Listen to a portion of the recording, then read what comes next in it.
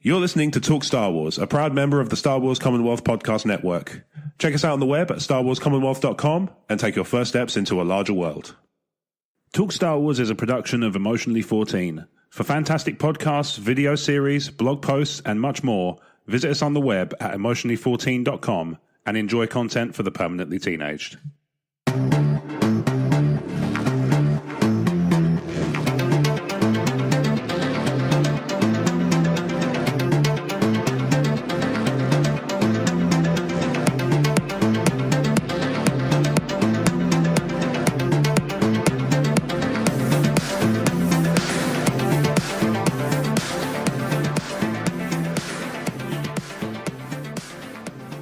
Hello there, and welcome back to episode 170 of Emotionally 14's Talk Star Wars podcast. I'm Rob. And I'm Brad. Hello there. Hello, 170. Yes. That feels like a big deal, even though it isn't. I know. It doesn't like even... 170, it's a round number that implies we should be celebrating it, but at the same time, it's not significant in the slightest. No, and I was wondering, does it have any kind of Star Wars context? But no. Nope. No, this is it. It's just a cool sounding number. Yeah. So that's always nice. I'm not allowed to do maths jokes under the current Geneva Conventions. I can't even do something like, it's 2 in base 85. No, this is true. How are you doing? I'm fine. I don't know why I decided base 85 was going to be a good punchline. It's going to be that sort of a day, apparently. Well, apparently so. We'll just write it out as best we can. Yeah. Been good. Been talking, been starsing, been warsing. Yourself? Just the wars, but you know. Oh, okay, yeah. Yeah, nothing so. I don't know. I don't know what I mean. No, I'm fine. I've been enjoying the nice weather that's turned nice again, and I've been walking a lot more, which is always nice. Taking advantage of the fresh air, and I say fresh air. I work in the city. So it's all fresh in a relative sense, you know. It's but at the same time, nonetheless, it's better than being, cooped up indoors like I've otherwise been doing, or sitting on a bus. Yeah, which I feel that. Or definitely better than sitting on the tube, which sucks, especially when you can't sit because busy and you can't stand because enormous. No one likes a tube. I get some people like trains, some people like buses, but I don't know anyone who actively enjoys being on the tube. No, the only people I can think of are those people who just go on in their pants every year. You know the ones? Yeah, I do know the type of person. Yeah, it's if that's your bag, then more power to you. Yeah. Obviously, I'm glad that you reserve it for the day when it's encouraged.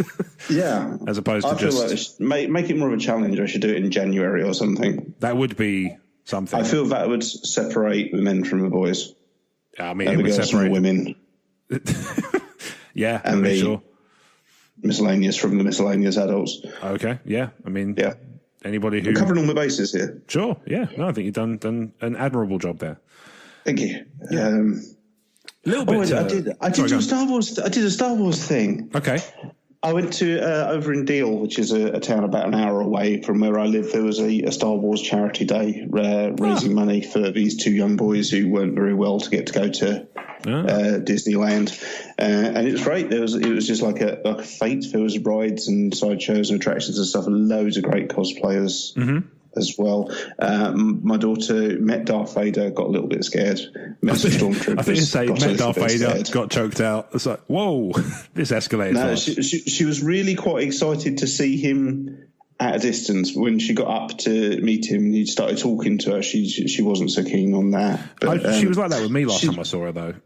Yeah, and you just choked that bloke, so maybe there's a link. I mean, it's fair to say that I am the personification of all evil. Yeah, so that's it's your Tinder bio. I don't think I'm out of my depth, and I don't think I'm out of my tree to say that it is fair for kids to fear me. Yeah, but that was great. I saw Admiral Piet there. Nice. Yeah, but it was really weird. There were guys there signing stuff, and in the kindest possible terms. The barrel scraper had come out in an attempt to find these guests. Did they have the guy who banged his head? No one's so famous. There was like a background alien in Solo. There was a generic stormtrooper, generic Wookiee.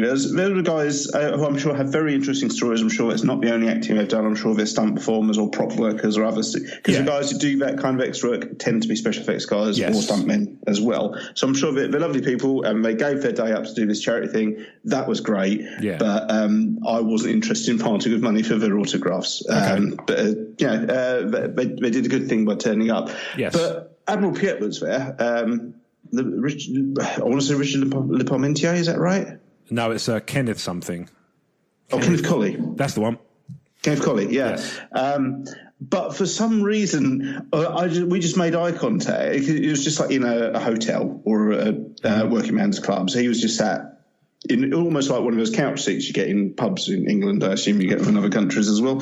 Yeah. So he was just sat there with his stuff out and just smiling at people. What? And I know, right? What? Sat there with his photos and things to sign out. Okay. If you know what I mean. And we just made eye contact. I was going to say, because that's the bit that creeped me out, is the idea that you made eye contact at that point. But for some reason, my brain skipped over the fact that I was at a Star Wars thing and there were Star Wars actors signing. It just kicked straight in with, that's Admiral Piet.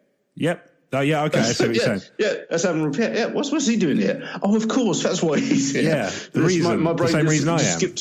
It just skipped a groove for a minute and then carried on. I suppose you're wondering how I got here. Well, since you asked, I drove. Yeah. Well, short story, I used to be captain and then it went very quickly for me. Yeah, absolutely. I was in the right place at the right time, but not quite the right place. not too close. He looks healthy. He looks well. He looked happy to be there, and obviously he was giving up his time to do this charity thing as well. So which is always nice. Absolutely lovely. I understand they raised quite a lot of money doing it, so it was nice to be a part of that as well. Yeah, nice. Fun little TSW story about Kenneth Colley. Jeremy at the Retro Inc. podcast, who was there with me in a toy box capacity back when we did the toy box. Jeremy showed him how to work the Premier Inn coffee machines because he was staying in the same Premier Inn as we were and was getting breakfast and couldn't work out how the coffee machine worked because it is baffling. He must have been running through some sort of joke or quote he could have made. We tried so hard. We were both sitting there afterwards going, was there anything you could have said? Because obviously I wasn't there, but I saw it, but I didn't participate because obviously that would be a bit weird. Yeah, but it's hard. There's not actually, you couldn't just say, you're in command of the coffee now, Admiral Piet, is a bit of a reach. Yeah, exactly. I'd probably screw up completely and just go, lucky you didn't get an O-wing to the face. Could have been a lot worse, eh? Yeah. It's people with O-wings to the face, just saying. But yeah, he showed Kenneth Colley how to work the Premier Inn coffee machine because, like I say, they are a minefield of not knowing how they work. So apparently. Well, clearly. But Jeremy was on the case and coffee was imbibed by Mr. Colley. So, and that's part of the reason I'm glad to hear that he looks well, because when we saw him last time, I didn't feel so strongly about that. Oh, really? Yeah. So maybe he's just having an off day, or maybe I just read too much into things, and you know how I worry. And that's it. Maybe it's just me overthinking things. So we do have an email. We do. Yes, we have a few actually, because I get the feeling that people heard us lamenting the lack of them last week, and we handled it like bosses, like you do. We handled it like guilt-tripping bosses. Absolutely, yeah. We kind of like, you could. Yeah. I can give you Christmas Day off. If you were a podcast, we'd email you. Yeah, I could give you Christmas Day off, I guess, but how are people supposed to know what films are on? But as I say, our loyal and wonderful listeners obliged, and we do have some. We have some stuff to sort of chew over. And also Vanity Fair helped us out there as well, because they really did. There's a little bit they are big fans of the show. Yes, I think they're the Ugandan contingent. They gave us an inside scoop through their Facebook page, direct to our newsfeed. Exactly. Very, very good at helping us out there. Very generous. So our first email comes from Vesuvi, the ever loyal.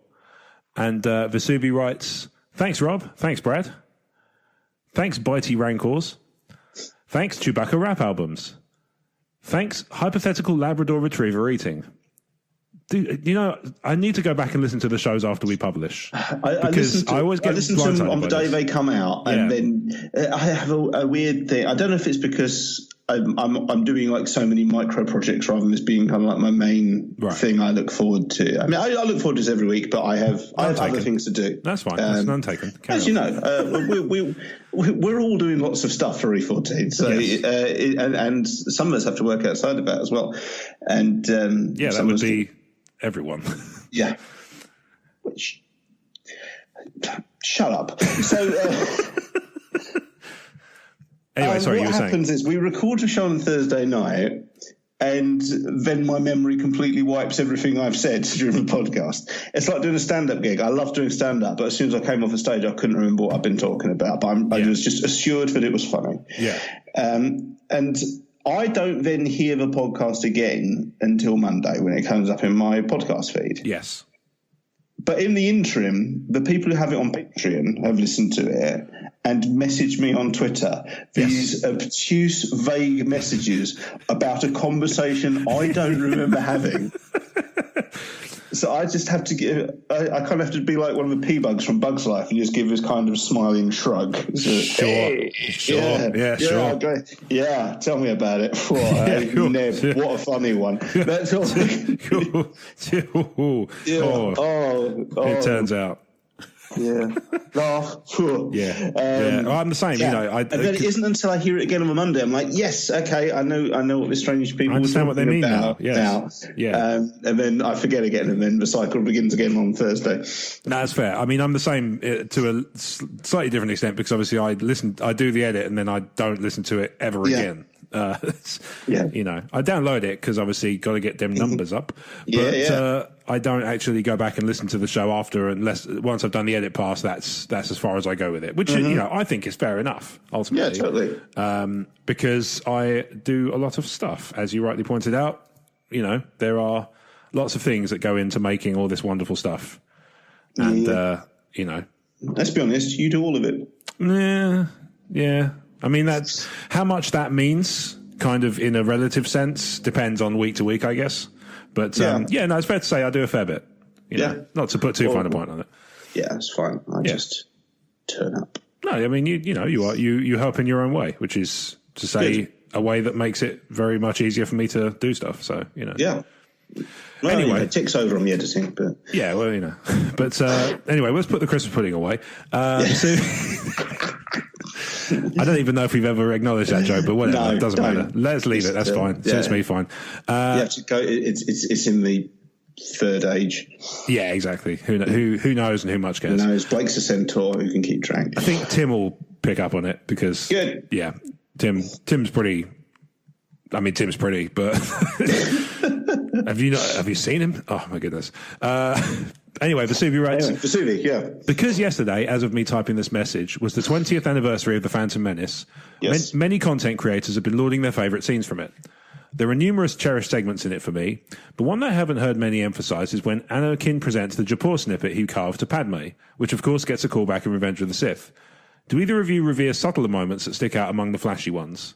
Oh, that is a good scene, actually. It was nice. It was nice to... see it again in Revenge of the Sith. That was played quite nicely. Yeah. Suddenly, Phantom Menace is not a movie known for its subtlety. What do you mean? Let's get a choir chanting in Sanskrit to undermine my point. That will really. That's just a really, really sort of subtle, really quiet, normal thing. I don't know if subtle is the right word because it is still quite pantomime moustache twirly, but I do like the exchange between Maul and Sidious on Coruscant. That's pretty cool. It's very kind of I know what you mean. Subtlety's not necessarily the word, but it's very understated. It's not a big we'll get them.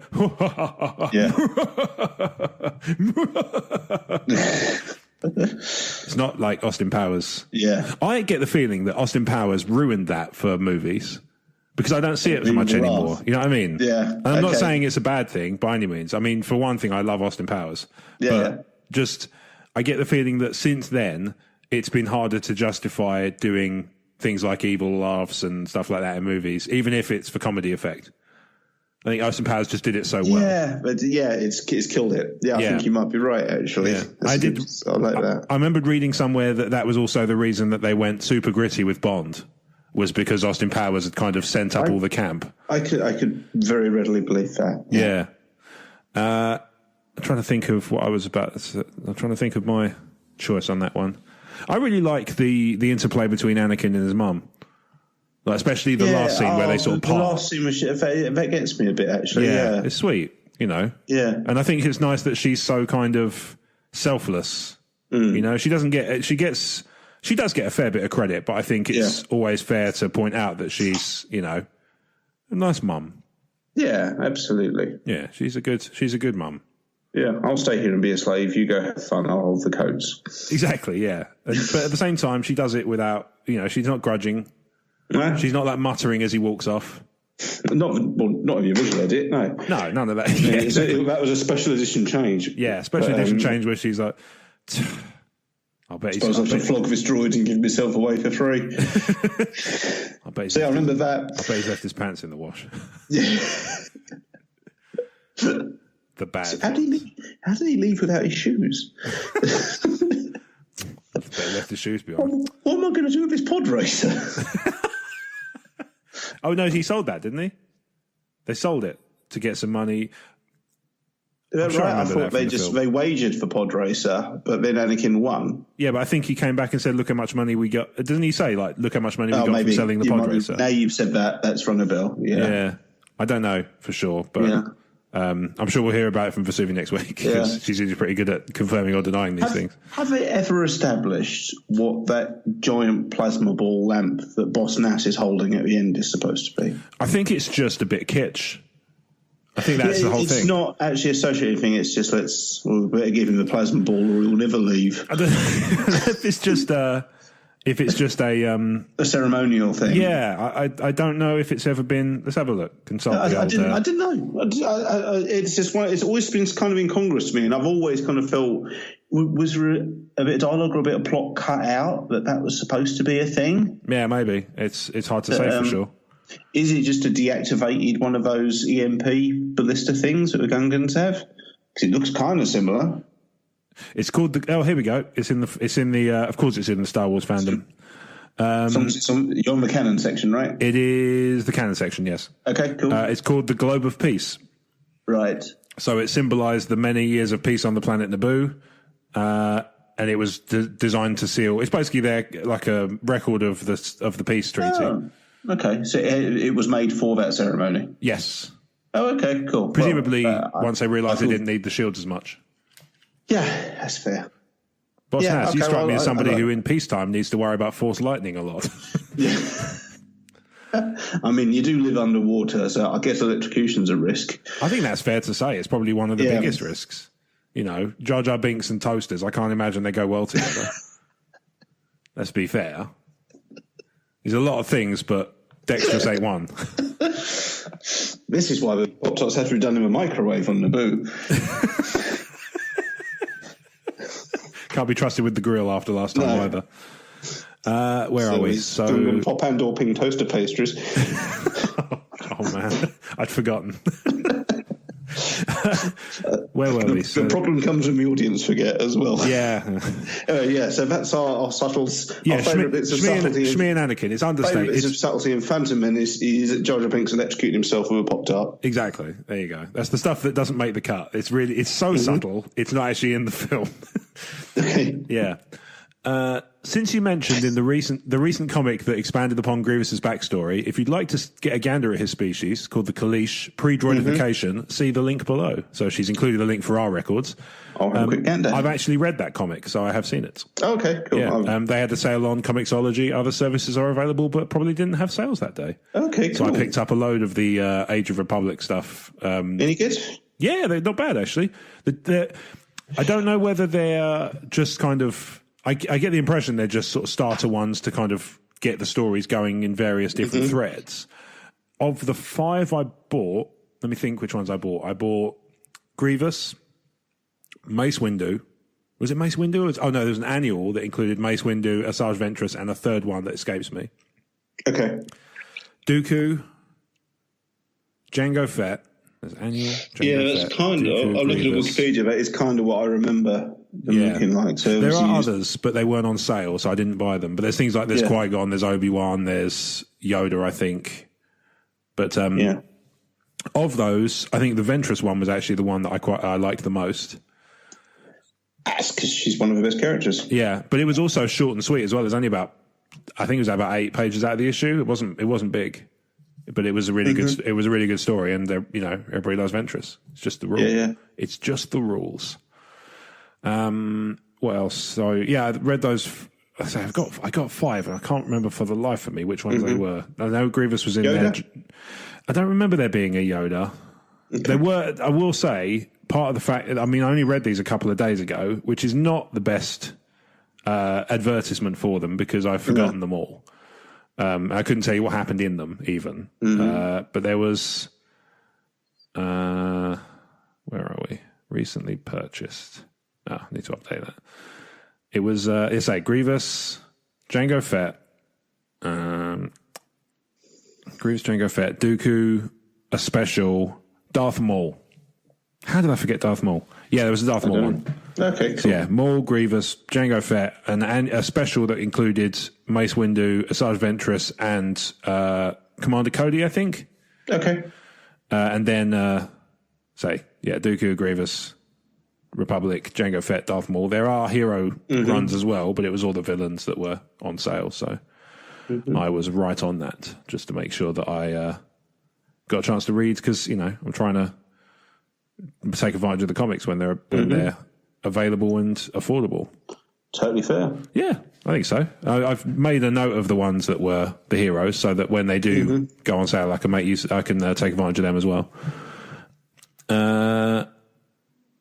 Did you have a chance to have a look? I had a quick gander, yes. Yeah. I remember a Star Wars Insider article a few years back, probably around the time of Avenger, or a couple of years after Revenge of the Sith. It was like a fictional backstory for Grievous, and that was the image I remembered it being like. I think even that article got superseded by proper expanded universe. Yeah, that sounds about material later on. Obviously, then that's now been wiped as well. So, God knows where this guy comes from. This is purely from the Age of Republic issue 1. So he's got his own. Is it like an origin of Grievous? No, basically what it is, it's a story that then I think I'm trying to remember how it goes. It's sort of, I mean, obviously this is kind of mild spoilery, but it's like a dream sequence or a flashback or something or some sort of vision. And it's kind of, I think I can't remember if it's chemically induced or something like that. There's an induced kind of hallucination or something, and it shows him as, as pre-augmentation. Yeah, pre-armor. So, cool. It's a good story. I recommend it. Okay, cool. And since you brought up the 17th anniversary of Attack of the Clones, you did. My favourite moment, without a doubt, is young Obi-Wan's 2-word reply to Padme and Anakin's botched rescue mission to Geonosis, delivered as they're all fettered in the Petronaki arena. It's probably the quote that replays most often in my head, especially in real-life situations. Yeah. I think I'd probably use it quite a lot, actually, now I think about it. Good job. Yeah, totally. There's lots of Star Wars quotes just into your and it's subconscious aid and thinking. Some of them work easier than others. Yeah, but anytime anyone says to lock a door, I instantly have to say and hope they don't have blasters. Yeah, well, that one, that kind of works. Let's say, watch out you don't get an A-wing to the face to Kenneth Colley is tenuous. Not least of all because it's a special edition deleted line. So, it's... I'm going up to the bridge. Mind you, don't take an A-wing to the face. What are the chances of that happening? I explained that to the police at the time. Yeah, I think the full line goes, I'm on my way up to the bridge to watch the battle. Mind you, don't take a tie to the an A-wing to the face. What are the chances of that happening? Ha ha ha ha ha. Anyway, see you later. I think the original part was supposed to be played by Harry Hill, hence what are the chances of that happening? We kind of agreed with the suit to it, didn't we? That was one of our favourite lines. It's a good line, for sure. Yeah. So Vesuvi continues, I respectfully disagree with Brad that Yoda or the Jedi at large were aware of the commission of the clone army. Just to be clear, you don't have to respectfully do it. That's fine. I mean, but, Vesuvi does. It's just her way. Yeah. But, some people just disagree. Yeah, that's fair. Like my main man here. It was my impression that Obi-Wan informed Yoda of the troops, which he did via holographic communique from Kamino as Jango Fett attacked him. Mm-hmm. Yoda then chose to make use of the clones in a pinch during the Geonosis situation, which played right into Palpatine's plan. They couldn't put the genie back in the bottle at that point. Cypher D had visions of the galactic conflict, inspired by Palpatine perhaps, which spawned him to create the contract the clones' creation in the first place a decade previous. It all seems like long game chess moves, as Palpatine orchestrated the situation in which the Jedi would feel compelled to utilize the clones, dragging them into a war which really should never have been in their purview, poisoning the Peacekeepers for their violent demise. Despite how these things are presented in the movies, they seem to follow a shifty logic. But hey, whatever makes sense in one's own mind. I'm a huge proponent of headcanon. I'd love to hear Brad's rationale if he ever wants to share that with us. Well, the floor is yours. I've never been rational in my life. Do you want to make a habit of starting? No, there's nothing I can disagree with there, purely because Vesuvi knows this movie in particular better than I do. It's been a while since I've seen it. Okay. But that it wasn't that I didn't mean to come across as saying, oh, Yoda knew about the clone army. I was hypothesizing as to whether he did or not. Mm-hmm. So no, there's nothing I can disagree with there. No, fair enough. I mean, I was thinking back on it after we talked, and I think my understanding of it, my impression of it has always been that actually Cypher Diaz was just a name they gave on the invoice. Mm-hmm. Yeah. And it was actually Dooku and Palpatine who were responsible for that. See, that's what I kind of thought, because I wondered if originally, going back when I first saw it, I wondered if it ever was a Cypher D. It's just because it sounds a little bit like a made-up name, a vague, it sounds a bit like a vague anagram of Sidious. Yeah, I see. But that would be a deep cut if he's managed to find a bloke who's It didn't make sense as things developed, but that was my initial take home from it. That's always been my kind of feeling on it, is that it was a it was a Sidious plot. And it was Cypher Diaz was. It's interesting. Before Jedi Lost, I wouldn't have thought he was involved. That Cypher Diaz could possibly be involved, and it was all just a kind of ruse. But actually, the fact that he's got those kind of mild spoilers for Jedi Lost, these kind of apocalyptic visions.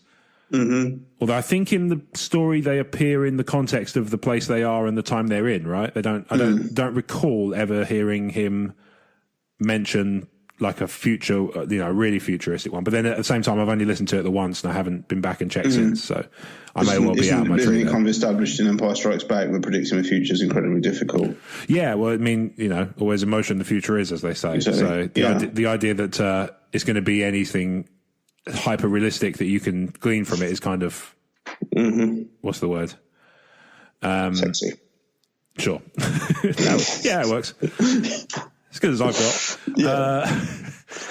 But yeah, that's kind of how I sort of see it. That it was a Cypher DS was just a kind of a patsy, one way or I guess you could say still one way or another. Yes, that would be accurate. That he was either a sort of a name that was chosen by Dooku because he was dead. Mm-hmm. By that point, maybe, who knows? Yeah. Or it was, maybe he's involved in some sort of, what's the word? In some sort of loose capacity. Mm-hmm. And actually he's part of the whole deal up until a point where he's no longer useful and then he's dispatched. Yeah. It would be just like Dooku. He's a wrong un. Should watch him. Yeah, he has his moments. Yeah. I mean, pretty much constantly after the events of Jedi Lost, really, isn't it? Yeah, essentially. Yeah. But Vesuvi continues, cheers to Brad for getting carded while purchasing an energy drink. Yes, one of my life highlights. It's interesting that when I read this for getting carded, it sounds like some sort of act of violence has been perpetrated upon you. Yeah, like you've been attacked with something. I got a yellow card for doing something. Yeah, exactly. Or you got attacked by chip and pin. Somebody just wallop. Yeah. But that's not the case, That's just for our American listeners, in soccer ball, a yellow card is what happens when you have too many players on the pitch. What? No. No, just let it go, Rob. They know soccer. They have soccer. Oh, all right. They just call it the wrong thing. It's Fun. This week's Star Wars varmint to contemplate, the Jakku Skittermouse. As yet, they've only appeared in books, so let your imaginations run wild. I'll be sure to. Thanks for that. As ever, Vesuvi, Knight of the Commonwealth. Well, let the imagination run wild. Let's see. Do we have a description of them or anything? Yes, so there should be. You should have a link. Just checking it out. Mm-hmm.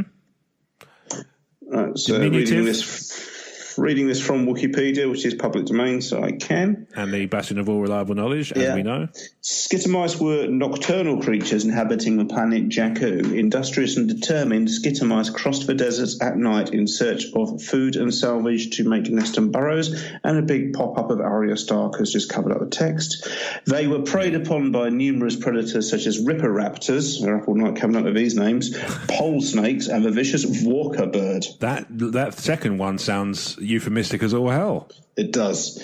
The skitter mouse was a diminutive creature with delicate front paws, tiny claws, and scissor teeth. They communicated in squeaks. They made nests in burrows, often simply holes in stone and sand, lined with pieces of scavenged detritus, including boot leather, hair, and fingernails. Groups of skitter mice would pick a dead body clean, forming a large undulating mass over the corpse until it had been stripped to the bone. Once they finished lining their nests, skitter mice sought out large objects with which to plug their burrows, if you know what I mean, to keep out predators. I do know what you mean. Living in the deserts of the planet Jakku, skitter mice came out at night when the ground was cooler to walk upon, stayed silent while traversing the sands, and were known for their swiftness. They are preyed upon by the equally quiet Walker bird, which perched overhead and swooped down to catch the mice, and ripper raptors. Their burrows are known to be taken over by pole snakes. There's like 4 animals in Jakku by the sound of it. Yep. Typically, however, skitter mice were small enough to be overlooked and skinny enough to fit inside small openings of food and salvage. Okay. See, unfortunately, my imagination is wrecked by years of, overuse, quite frankly. Yeah, and I'm just picturing a pair of scissors with claws and teeth. Paws and claws. So just basically a pair of scissors with claws. That's it. I think what would be cool would be if they kind of emphasised the teeth side of it. So there was just a massive bitey head and then a the middle bit, and then just straight to the butt. Kind of like, in Labyrinth, where the guards are running around with those bitey monsters on sticks. Something like that, but a mouse. Okay. That kind of works for me on a mental level. Cool. Yeah. I want there to be... Box it, ship it. If there's a pronunciation guide for Walker bird, I want it to be how you say it, Walker bird. I want it to be like a pound of bananas. 3 pound a pound. I'm happy to just kind of push that, so that's how all animals on Jakku are pronounced. Skittermouse. Skittermouse, get your skittermouse. Walker bird. The other one. Ripper raptor. Pole snakes. Get your poles. 4 pound a pole. All right. Pretty cheap. Wrapped up tight, they are. Yeah. I'm giving them away. There's no way to run a business. Yeah. Just saying. Sounds like Sean Locke had a deleted scene in Force Awakens. Lovely Ripper Raptor. So our next email comes from Dave in Australia. And Dave writes, "G'day, guys. Thanks again for some great Star Wars conversation." Thank you. We enjoy it too. Yes. I was wondering if you'd seen the fan edit remake of the lightsaber duel with Obi-Wan and Vader in A New Hope. Yes, I have. Link included if you haven't, but it sounds like you have. I have. Personally, I think it's awesome. As an OT fan and a traditionalist, I don't like to mess with things that may remove its unique abilities that drove me to love it, unique qualities, that drove me to love it in the first place. But I could really see this remake of the duel adding some substance to A New Hope. It could show how Obi-Wan is still strong in his physical abilities, as he has gained greater strength with the Force during his exile on Tatooine. It could also make a stronger Vader connection between Rogue One and A New Hope. Tell us your thoughts. Would you approve of something like this being added to an original film to strengthen its story, characters, history, etc.? I'm really undecided on it. I like it. I'm completely opposed to the idea of inserting it into the film. I get where they were coming from with it. I think it's really good. You get stylistically, it's lovely. It's fantastic. You get the aggression of Vader really comes across. Yes, he's like he is in the comics. He's like he is in Rogue One. It's nice to see that Obi-Wan is good in it because he does a little bit more forcey stuff without being overtly flippy-floppy like a Mexican wrestler like he is in the prequel trilogy. He is an older man but still force-assisted, I guess is the best way of putting it. Yeah. There's a lot of reasons I wouldn't want it inserted into the movie. Most jarringly of all is as great as much as this is stylistically great, it is stylistically completely at odds with the rest of the movie. Yeah. Including and most significantly, the camera work does not sync up with any of the camera work in A New Hope. It's a very modern way of filming they've used, which would not fit in with them reinserting it into that scene. I love it as a fan project. Yes. I love it as a video, but I don't love it as a replacement. No, definitely not. I'd say I really, really like it. I think Dave's absolutely right that it's, it does everything he says. This is the thing. There's nothing wrong with what he's saying in terms of what it achieves. I just wouldn't want it in the film because, not for nothing, but, Obi-Wan still being strong in his physical abilities. Does he need to be? He's not a young man. And that's fine. And his strength lies elsewhere. And his strength also, not for nothing, lies in seeing the bigger picture. Yeah. And seeing that there are bigger things at play than just him and man in the machine having a fight. Yeah. Having a little sparring match, Plus also, if you look at, I think one of the things that the Duel in 4 does well when reframed against Revenge of the Sith is dovetail that kind of, they both know each other too well. And although they've both slowed down, because obviously Vader's in the suit and Obi-Wan is older, there's still that kind of like cajoling. There's still that interplay where they're trying to find a hole in the other one's guard and things like that. Yeah. And it works for me really well in that regard. Because the Revenge of the Sith one is, one of the things I touch back on all the time, and I've written about it, I've talked about it over the years, is how good the flippy sort of almost like choreography stuff looks and how cool it is to see them doing it. And when people go, it's daft, it doesn't make sense, like, it absolutely does. If you look at it from the point of view that they know each other so well, they're both trying to just work an opening or just kind of illustrating a point almost.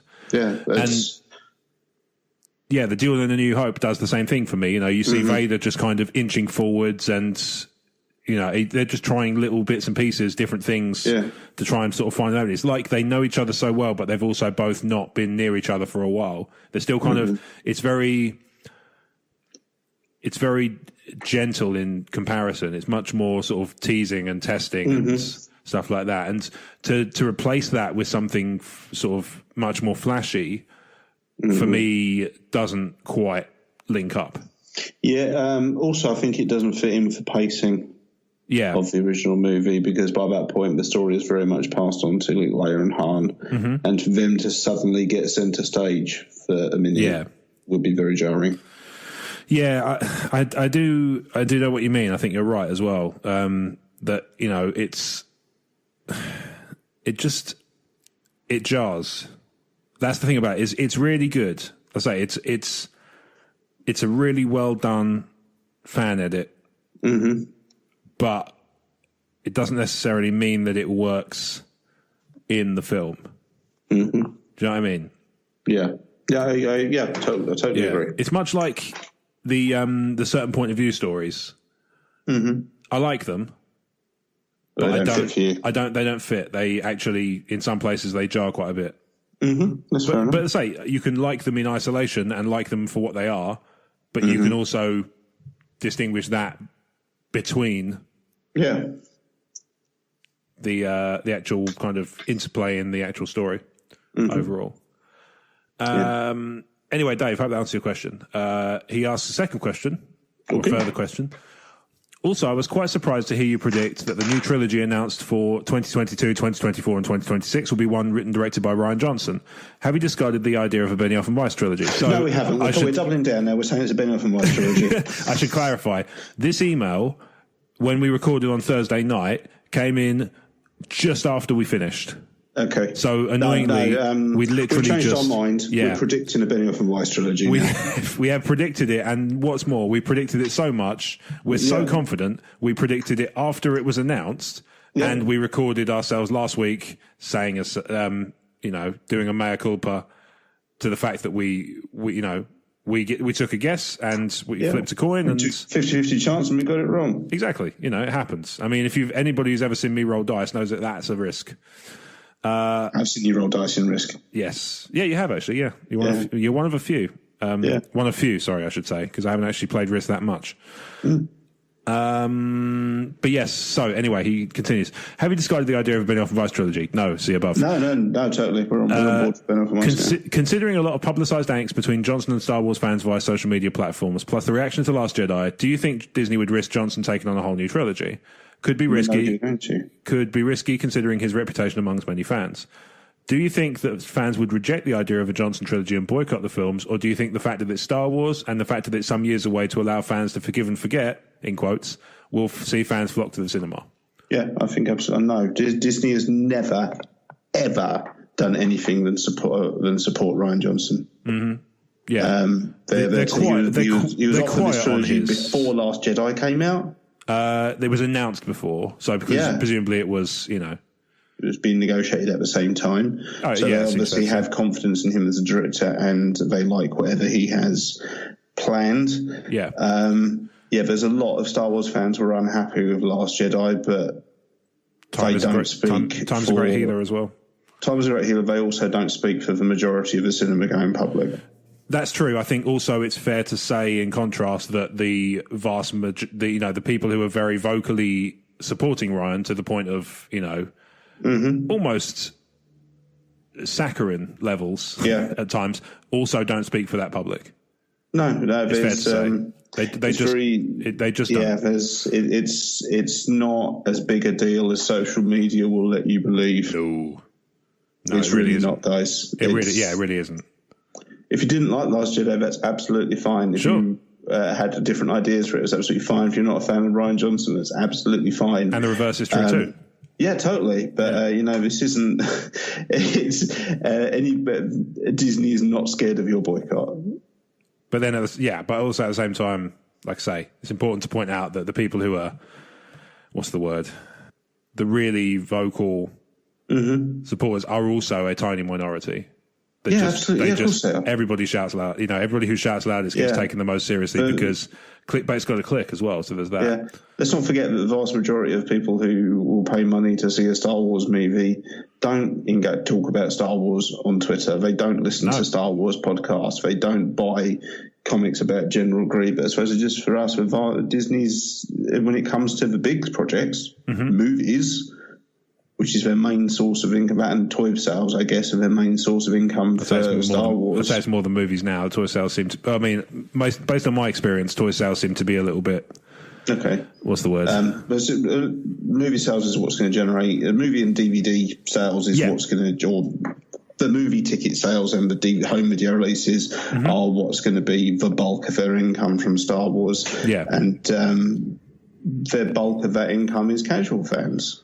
Yeah, and for that's sure. Absolutely fine. Yeah. They're not scared of, however many hundred or how many thousand people aren't going to go and see this movie, because there will be billions who will. If it breaks China, maybe. That opens up to billions. Yeah. Okay, I'm not good with maths. I think hyperbole is where we're going. I think, but you make a good point. Kind of broadly speaking, it's the boycott's one thing. I mean, if you ultimately don't even call it a boycott, if you don't want to see it, don't go. No. And ultimately, if your viewpoint aligns with the broad majority, that will be reflected in box office takings.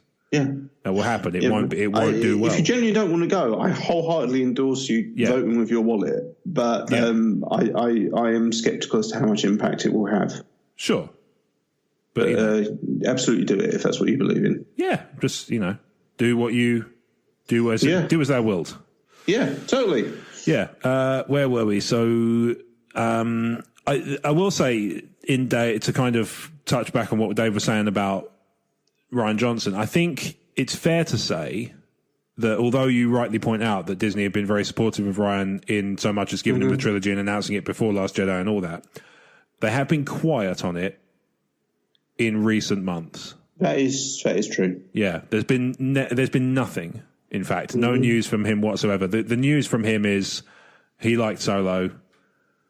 He liked the trailer for Rise of Skywalker. He likes movies, turns out.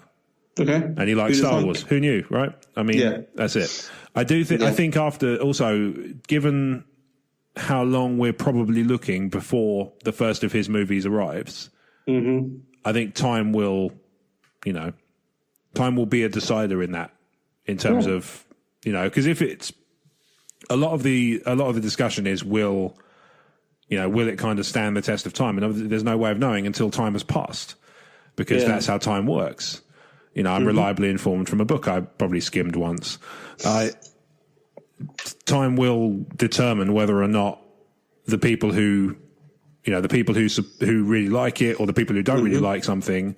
I'm not even talking about Last Jedi. I'm talking broadly, generally.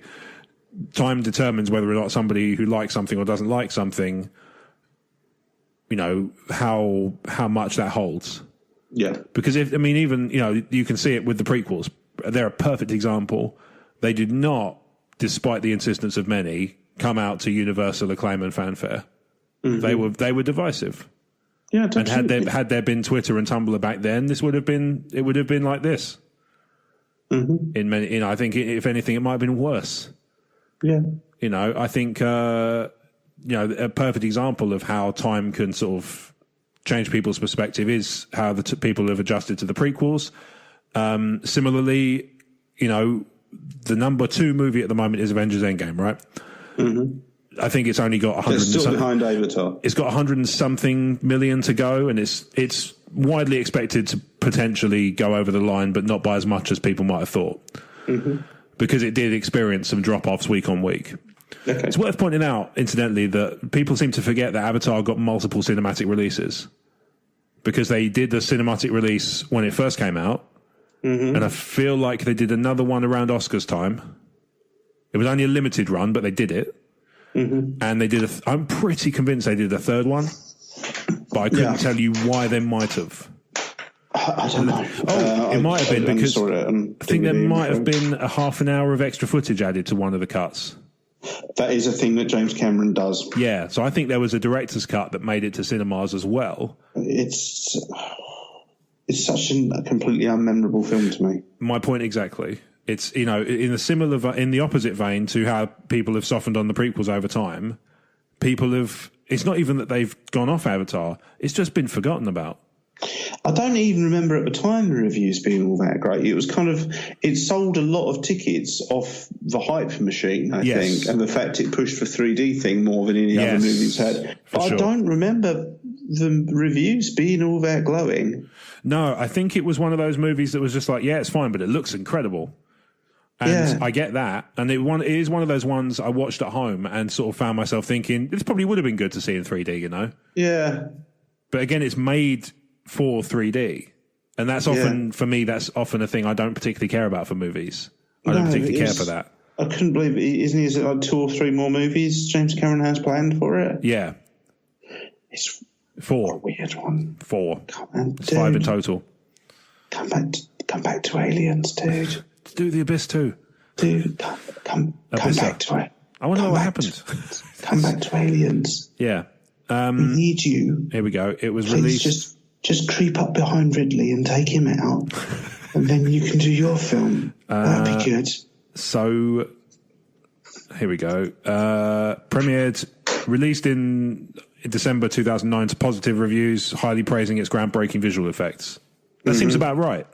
All reviews I've read seem to say it's a rip-off of Ferngully, but okay. Well, yeah, but this is it. And it can still be derivative and yet look nice. Yeah, now remember visuals being praised. Yeah, it was, from what I saw of it when I was, when I watched it at home, I found myself thinking, that would have been nice to see at the cinema, I think. And here we go. Avatar got a cinematic re-release in August of 2010. And they re-released it. minutes. With 8 minutes of never-before-seen footage. 8 whole minutes? I know, but it works because they... If it in context, it is actually quite a lot. Yeah. Actually, having said that, according to the press release that accompanies it, it had already taken 2.7 billion. Wow. By that point. So from the first... more than some countries. Well, indeed. That's the GDP of many. How are we doing for... I wonder, like it sounds ridiculous to say now, but I do find myself thinking, will Avengers Endgame suffer the same effect where people will just remember the key one or two takeaways and forget the rest? Possibly. Will the actual film itself be kind of so much dust in the wind? Which obviously after Infinity War could be a lot of people. Yeah. 2.2 billion in theatres, theatrical revenues. I reckon it made about 4 billion total, Avatar, if you include home release as well. Wow. That is really quite something, isn't it? Really quite something. Anyway, Dave continues. I was under the impression that with the groundswell of talk of an old Republic trilogy and how Benioff and Weiss would suit this era based on their Game of Thrones success, that these directors would be a certainty for the new trilogy. Your thoughts? Yes, absolutely. Yeah. I will say the groundswell of talk of an Old Republic trilogy is entirely fan-driven. Kathleen Kennedy said something that they're working on Knights of the Old Republic, something in that realm, but she hasn't said what. It doesn't say anything about films, doesn't say anything about games, none of that. She just says they're doing something there. Could be TV, could be a film, could be a game. Could be a remastered version of the game. Could be a remastered version of the game. I mean, that would be 15 years, maybe a little longer. So could be a new audio drama. Could well be, yeah, totally. Rather than Memory Lost. That would be cool. I'd be up for that. However, if they do an Old Republic set of films, they would be a good fit, I think. Yeah, totally. Yeah, I'm amazed at the backlash of people who I don't keep up with Game of Thrones. I think I'm still on season 1. Okay. But there seems to have been a backlash against them over this most recent series with a few people saying, oh, mate, I'm not fussed for them doing Star Wars now that I've seen how they treated the end of Game of Thrones. And man, you just cannot please anyone these days. No, you really can't. It's worth pointing. I am caught up. Having seen it all, I can understand why people are annoyed. I do think there's a little overreaction. But I think that it's fair to say that the last series has been probably the pacing has been a little off. Okay. It has been a little bit rushed. Okay. But in terms of the story it told, I think it was good. And I think people will be surprised when Winds of Winter comes out, that actually they probably have done exactly what the brief was. George R. R. Martin's probably given them plenty to work with in terms of here's how I see the story going. So Dave finishes by saying, thanks again for a great podcast. Thanks for a great email. Yeah, absolutely. May the force be with you. Dave, and with you. In Western Australia. Southeast England. We have some good support from Australia, I would say. Alexa just interrupted me. I don't know why. That's charitable of her. Shut up. Not you, Dave. Thanks for your email. So, we have an email from Mr. Diecast Desperado. Wait, okay, yeah. Okay, and you're going to like this. Yeah, okay. Go, Neb. Greetings, gents. I enjoyed episode 169. I think I did. I can't remember any of it. It was our Attack of the Clones retrospective. Oh, yes, yeah, yes. Good fun. I remember it well. You did a great job doing the episode with little in the way of listener mail. I've been wanting to continue my Star Wars writing, and this is my latest attempt. I hope you like it. I'll get my hammer. May the force be with you, Desperdoo. That wasn't it, by the way. Oh, okay. I wrote this email. I hope you like it. Right, okay. Prologue. Right. Little Anakin Starfighter streaks out of the Trade Federation's hulking droid control ship as it explodes with a brilliant burst of light. Right. At that same moment, an escape pod launches from the Doom battleship. Aboard the pod, a silver protocol droid looks out of the porthole, seeing the carnage resulting from the colossal vessel's demise. TC-14 wonders where fate will take her now. Okay. 22 years later. Lando watches in disbelief as Han walks off to claim his prize, Lando's treasured ship, the Millennium Falcon. Lando thinks of L3, who is now part of the beautiful freighter and has to fight back his tears. He silently promises himself, this isn't over, Solo. One day you'll pay for this. Lando ponders his life and decides he needs a break from his fast-paced gambling lifestyle. To facilitate this, he catches a transport to Naboo. After departing the spaceport at Theed, Lando walks the streets of the idyllic capital city. He goes into one of the many parks found in the metropolis and sits on the bench in front of a large statue of Emperor Palpatine. The statue's arms are wide open, symbolizing the peace that the dictator claims to have brought to the galaxy. Lando leans back with his eyes closed and enjoys the warm sun on his face. His thoughts wander. What's Naboo like under the Empire? So I kind of assumed it would be quite Imperial controlled. Yeah, I think it's fair to say. It's in one. It's one of the ones in the subjugated. It's one of the ones in the Jedi montage, isn't it? Theed is one of the new ones added for the. I think it's for the DVD release. It was Blu-ray, included. Yeah. I feel like it's in before that. It's in the Blu-ray for sure. Anyway, it's in the Blu-ray. Neither here nor there. Yeah, I get the impression. In fact, the large statue of Palpatine, that might be a callback to the fact that it's pulled down in Jedi. I don't know if that actually. No, that might be on Coruscant. That's on Coruscant. Yeah, that was added for the Blu-ray. Coruscant was always in there, but the statue was added for the Blu-ray. Gotcha. Okay. So the statue's arms. Yeah, I can imagine that would be the kind of thing where they would put a statue up and be like, he's a hometown hero, and people are like, but bit evil. Yeah, he's a wrong'un. It's fair to say. Anyway, Lando leans back with his eyes closed and enjoys the warm sun on his face. Right. His thoughts wander, but her familiar voice interrupts his musings. Lando, is that you? Lando opens his eyes and sees the old Balasar with a silver protocol droid standing before him. He replies, Ilan, what are you doing here? Ilan Sleazebagano. Oh man. Yes. Surnames. Brilliant. Yeah, it's like the old medieval surf towns where the surname is the most telling thing about a person. That's canon. That's his name. Is it? No. Yeah. Oh man, that's great. Anyway, Ilan Sleazebagano. It was either the first name they came up with or the last at the end of a long night. It's 5-5, guys. Can we just get this done? A former dealer of death sticks has been making a living gambling. Ilan answers, I'm here for the Sabak tournament. I've had a bit of bad luck and need some credits. Would you by any chance be interested in buying a protocol droid? Lando looks over the silver droid. It looks to be in fantastic shape, gleaming in the morning sun. I just, when it says it's in fantastic shape, I realise that obviously you talk about that when you're talking about technology as well, but I just picture it just doing squats, like, doing pull-ups. Yeah, like, these are so strong, man. These are so hard. He asks, how much are you asking? Desperate for credits, Ilan quotes him a low price that he just couldn't refuse. Ilan eagerly grabs the credits and runs off. Lando gets up and walks around the droid, admiring its sleek design.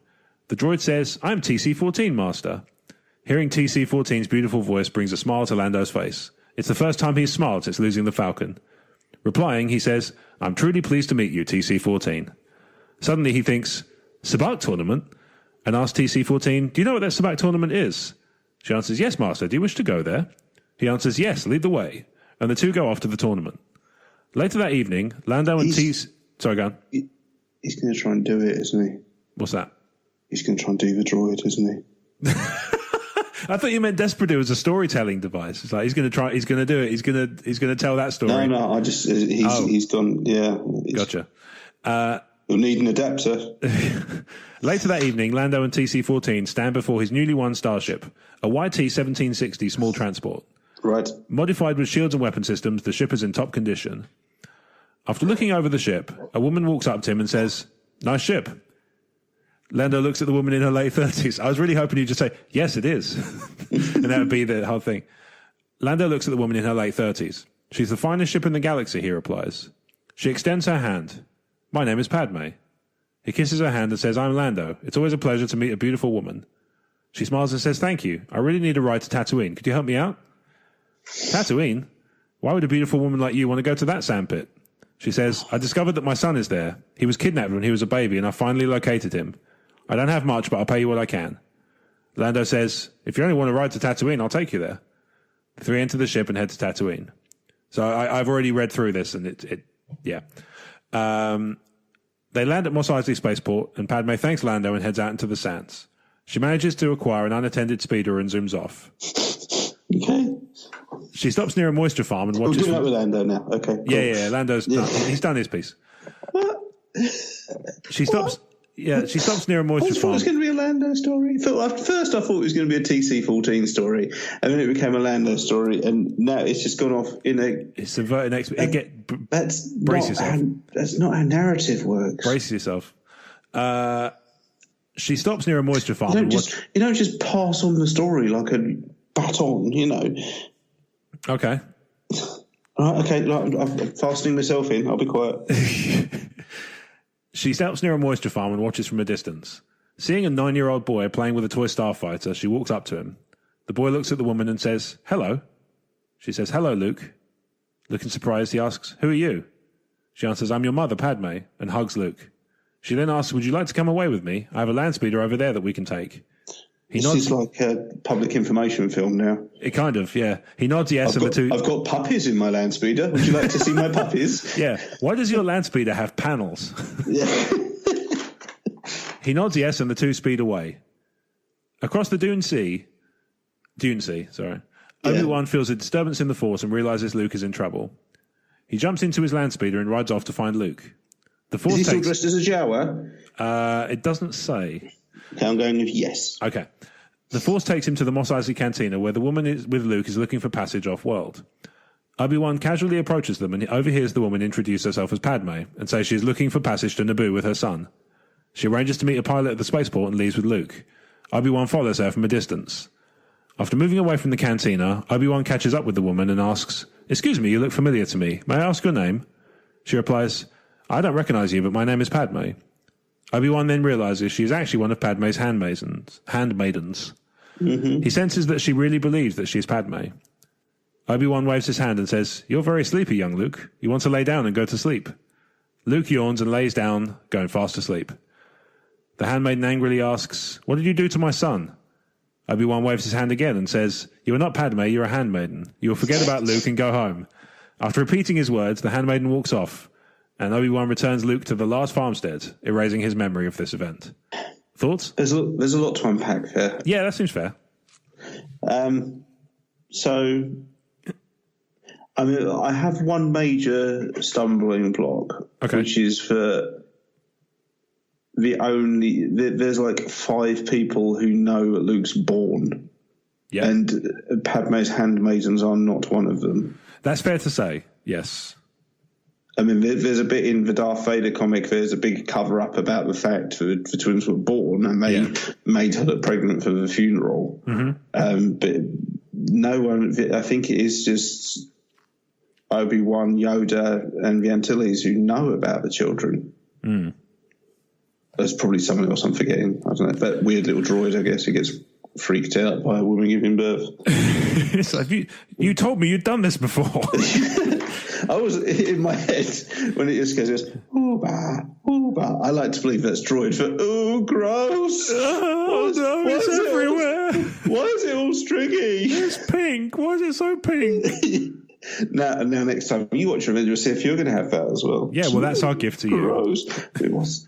Why is that? I've been present at her birth, and I don't believe that paddle will be useful for anything. That's only if you want to bat it back in. Yeah, it looks like it's like a cross between a ping pong bat. Yep. And something that comes with your laundry detergent to help measure it out. That's what it looks like. Yeah. It's a weird kind of scoop puzzle thing. And I mean, contrary to popular opinion, I am not a midwife, but I cannot conceive of a single use for that. Well, I mean, if there are any midwives listening, then maybe they can enlighten us.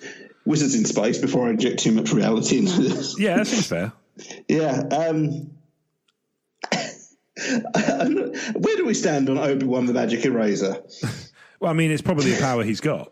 Yeah. It's probably not a power he's particularly keen on using, but at the same time, if it's the difference between Luke being on the planet and being nicked, he probably relaxes his... No, I understand he doesn't have to watch Luke all the time, but he's not particularly perturbed by the fact he's briefly lost him.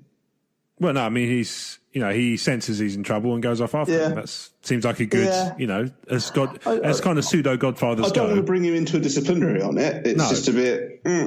Yeah. What's your? Lando just jets off and does his own thing?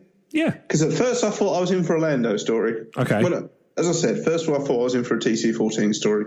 Well, you know what? Initially, I thought I was in for an Anakin story. Okay, yep, fair. He was in it at the beginning, yes. Yes. Yep. No, it was... very different. Yeah, it took a sharp turn. Yes. I do like what he's gone for, that kind of the mystery of this, why is this woman claiming to be Padme, or is she... I at one point I wondered if it was going to be a ghost story, and it was the ghost of Padme coming to see her son. Okay. It was, but yeah, that's my field. Yeah. That was where I went down, but no, a slightly bonkers old woman is what it was. Yeah, I mean, the galaxy's got him. Yeah. There's a woman who, when Anakin's having a nice play, tells him a storm's coming. He doesn't know that. He's very trusting. Yeah. Hilarious. Wouldn't it be hilarious if there wasn't and she was just sick of him? Yeah. It's just, storm's coming, Annie, you better get inside. She does all right, doesn't she? That'll show the little SOB. She does all right, that woman. Yeah. Considering the number of people who criticise poor acting in the prequel trilogy, and she doesn't get mentioned once. I don't think she has enough time to act badly or otherwise. She acts like she's in a junior school play. I mean, yeah. I mean, I don't know. It just we really don't know out of it, that performance. We don't know the brief she was given. She said, act like an 11-year-old in a Christmas play. Oh, my bones are aching. Oh, a storm coming, shaking. She's like the community theatre from League of Gentlemen. Yeah. But that's it. That might be what she's meant to be. That was a brief. Maybe I'm being unfair. She was doing a good job. It was just other people weren't. Maybe she was given the brief of like be a little bit sort of over the top and over dramatic. Yeah, maybe. Yeah. I think you make excuses, okay? Yeah, but I think we've all been guilty of it. Yeah. All right. I don't think you want to go down this route because I don't think it's one you can win. Are we friends or not? I can't keep track. Oh, who keeps track? Yeah. If somebody's keeping records of these things, that would be much appreciated. Yeah. So, Mr. Desperado. No, wait. You just did my take. What's your review? I quite liked it. I enjoy little stories that kind of, touch on little bits and pieces that you're kind of familiar with. I like the fact that Lando it dovetailed from Lando at the end of Solo into what did he do next? Where did he go from there? But it didn't linger too long on how long did we're talking a couple of days worth of travel and stuff. And that for me is kind of, that's all I really want from a kind of immediate aftermath story, I do come back also about it, jump from character to character. TC-14 was completely superfluous to his story. It could have been literally any droid, or even just Elan told him where the Sabacc tournament was, because she got this big escape scene getting off the Trade Federation battleship, and then she was basically a sat nav. I can't really argue with that. No, okay, cool. Not that I'm trying amazingly hard, but I know. Yeah, it's kind of the equivalent, like the debating equivalent of an open goal when I don't care enough to. I don't know how you would quantify that in a sporting context. But no, I don't know enough sport. No. Anyway, 15 love. There you go. Par 4. I think it's a fine little yarn. Good story. Yeah. Good story. Like I said, I liked it needs to tidy up, I think, because it reads like a first draft. There's a lot of great ideas, and it just needs a bit of a straighten. But once we got to the Padme woman, it was really good. Yeah, I like the I think what Mr. Desperado does, I mean, I can only kind of... Mushrooms? Hazard. Well, I mean, I wouldn't want to impugn his good name by suggesting one way or the other with that one. People can make their own minds up. I sense that what he does is kind of balance telling a story and kind of getting us to through the entire third, like the 3 acts, without taking up too much showtime reading it. Because, that was, I mean, reading that was... It's like a script treatment. Yeah, 3 or 4 minutes of reading there. And I think it's like I say, it's very well done. He's easily one of my favourite fan fiction writers. Yeah, I think he would definitely compete with the best of them if he was so inclined. If he doesn't already do it, if he does, then if he doesn't, then he should. Yeah, I think that's fair to say. So, Mr. Desperado, thank you very much for that. And as always, we keep the invitation open. Please feel free to send over any and all such musings you have, and we will read them gladly. That's open to anyone, not just Mr. Desperado. If there's a Star Wars story you've pulled together, shoot it over. Let's have a go. Yeah. This is it. TSW Treatment Theatre. Yeah. Pitch Star Wars, I think we called it back then. Pitch Star Wars, I like that. Yeah, I think way back when that's what we called it. Yeah. For the dark times. Before they stopped writing. Yeah. Dark in the sense, for sure. So this week, kind of big news, as it were, is that Vanity Fair have done a big spread with lots of photos from the set of The Rise of Skywalker. Yeah. They've done that for all their Star Wars movies so far, haven't they? Yeah, I think so. They've Except definitely Solo, which didn't get any promotion anywhere. No, well, quite, and we've said our piece on where that was not optimum. And I think, the box office also kind of really underlined that for us. Hate being right sometimes. Yeah, I know what you mean. Well, I mean, I've been told it's... So there are 16 pictures. Really, I mean, obviously they're Vanity Fair, so they're incredibly high quality. Yeah. And obviously there are some ones that are just cool photos, but there are also some that are quite evocative plot-wise as well. So, okay. Let's see what we got. Go through them and see how we get on. So, what I will do for the listeners to follow along is I will include in the link. I'll put it in the show description. So if people want to follow along, they can. Cool. So our first picture is hot take. Member of the crew, Shade and Shine Daniels, the only cast member to appear in all 9 of the Skywalker films. I've got one before that. Oh, sorry, yeah. So the Rey one, right? Yeah. Oh, yeah. So there's the cover art, yeah. So we see Rey in the desert. Yeah. J.J. Abrams. Yeah. I do like her outfit in this. It's kind of a combination of Luke and Leia classic outfits, which I like. Yeah. Yeah. And it's also, it looks like kind of, light but practical. And that's good. Yeah, I don't know who wears that boots in the desert, but there you go.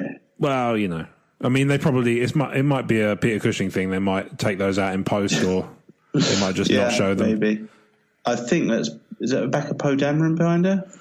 I can't see it behind her. It's just someone holding her staff. Oh, sorry. Yeah, I see what you mean now. Yeah. One of my favourite things about the spread was that somebody referred to J.J. Abrams' look in these photos as that D-bag boyfriend from high school. Yeah, okay. I can totally see it. It's quite funny. Yeah. There's someone in camouflage in the bottom left. I'm not sure why. I think he's... Yeah, I'm not sure, to be honest. It might just be maybe he thinks that's a good... feels like that's a good look. It took me a while to spot him, in fairness to him.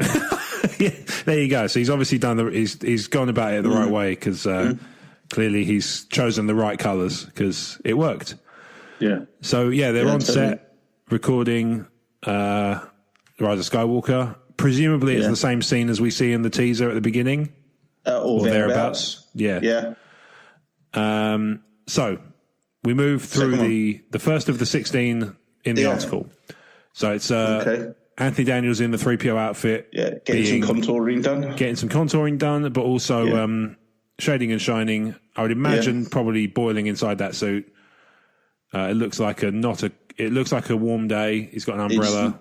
But it's not his first rodeo, is it? No, for sure. He's definitely got experience of doing this, and maybe if anything over time, it's become easier. Yeah, I hope maybe the suit's air conditioned now. I don't know. Maybe that would be. Yeah, I mean they probably can do that now, can't they? I have no idea. Yeah. Number two. Oh, hang on, actually. So they do acknowledge... Number one. They do acknowledge that Anthony Daniels is the only cast member to appear in all 9 of the Skywalker films, but actually, he's the only person who's been in all of them. All 11, yeah. Yes, because he's in Rogue One as C-3PO and he's in Solo as a Wookiee. He's not. He's a human in the Wookiee with the Wookiees. That's right. Yeah, because I made this mistake before. I don't know he's in the Clone Wars movie. I don't know. He might have a bit part, actually. Yeah, he might be. Padme's in it, so maybe he is. Yeah. I'll have to revisit it.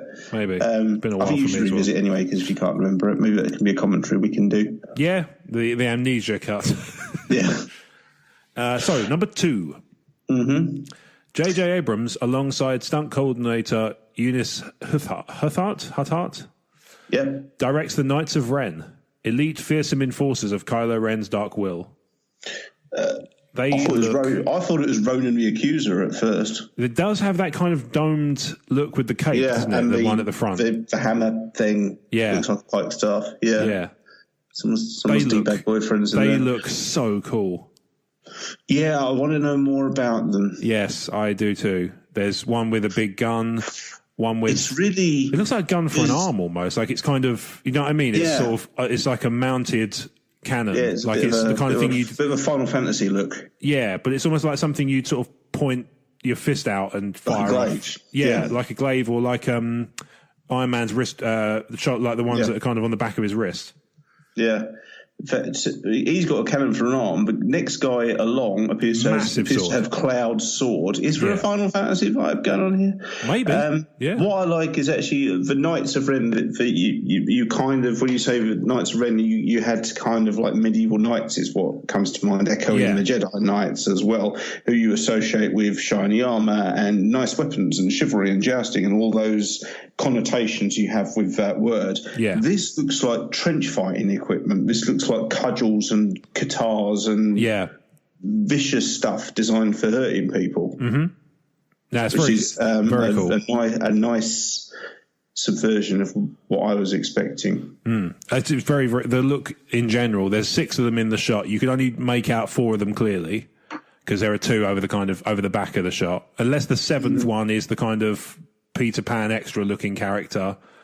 I find it hard to believe the flip-flops are part of that coordinated ensemble with the Knights of Ren. I think it's hard to believe. I'm not writing it off, but it does seem... So, I mean, that confirms, if we didn't already suspect it, that the Knights of Ren are in this film. Which I am pleased about because I've been curious about them for a while. Yes. Well, I was sort of hoping they would take, in the story context, they would act as Kylo's Praetorian Guard. That he's always kind of had those in place because Snoke even...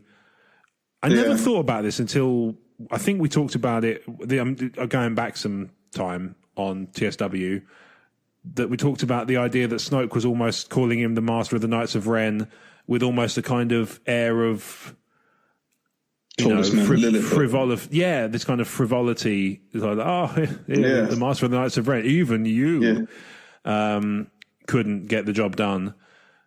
Or something. Or has never faced such a test. I like it. Yeah. I'm curious. I'm just curious about their role in the story in general. I'm just curious about their entire style, and also are they Force users? We don't know that. We never had this confirmed. If he's Kylo Ren, are they all going to be something Ren? Is that the naming convention? Well, that's the thing. It makes sense to kind of hypothesize that. There might be sort of Groucho Ren and Zeppo Ren. Is one of them Boba Fett? Harpo Ren. I'll throw that out there early. Yeah. Harpo Ren. There's Chico Ren. Chico Ren. I want that Stimpy to be... Ren. I want Chico Ren to be real, to be honest. I want that to be a real one. I want there to be Knights of Stimpy. Okay. Yeah. I mean, I can see the appeal, for sure. Yeah. Some idiot. I do. Let's say I'm intrigued by these just by the fact that they've all got different weaponry, which says they're all going to have their own individual style. They're making more of a fuss about them than I was expecting them to, and that makes me believe they're going to be a bit more significant than just being his bodyguards. I wonder if there's going to be a story with them. Maybe, yeah. I think if nothing else, they're going to be his kind of his posse. They're going to be his. Yeah. They're going to be involved with his sort of entourage. They might be his entourage entirely. And what's interesting about it is that they're on that same desert landscape, which suggests that whatever scene we're going to see with Rey, Kylo Ren, and the TIE, they're involved somehow, or they're on the planet at least. Yeah. Do we know how many of them there are? Well, like I say, there are 6 in shot. I feel like we never saw more. If we did see more than that, we didn't see many more than that. in Force Awakens. I'm genuinely interested. Yeah, in the brief shot we saw them in Force Awakens, I think we only ever saw one or two more than that, if more than that. Yeah, okay. 6 feels kind of right. Mm-hmm. And actually, I've just pulled up a still of the scene from Force Awakens, and there are Kylo and 6. Okay, cool. So that says, that's probably all of them. But obviously, as I say, we can't see the 2 at the back because they're obscured by JJ and the the Peter Pan extra. That's cool. We got time. The shot. And there's also the one at the front with the cape is kind of obscuring the 2 at the back quite admirably. Whether that's deliberate or not, who knows? Intentionally. Yeah, could be. Number 3. It took me a minute to see this one for some reason. Yeah, number 3. Something about the colour composition. It took me a couple of minutes to work out what I was looking at. I see what you mean. It's easy to kind of lose. The contrast isn't that strong.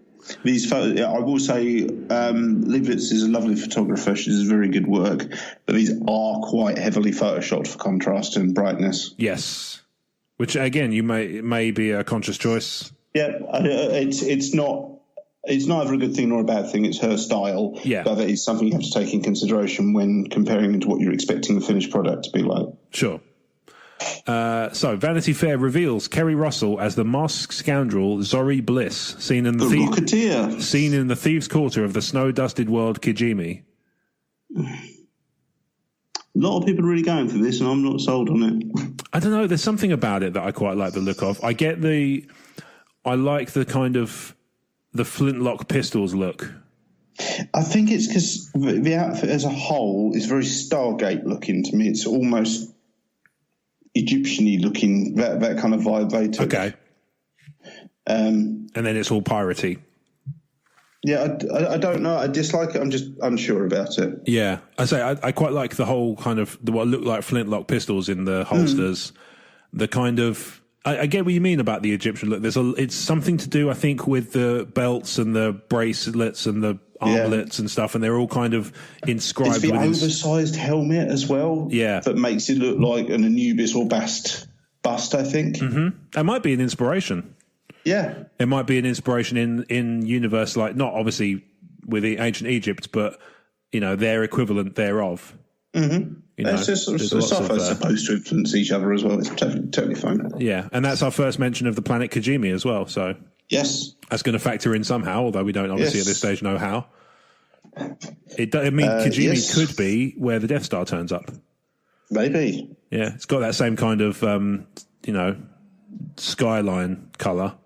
If you look in the backdrop. Number 4. Her name is Kijimi. She's a black belt in karate.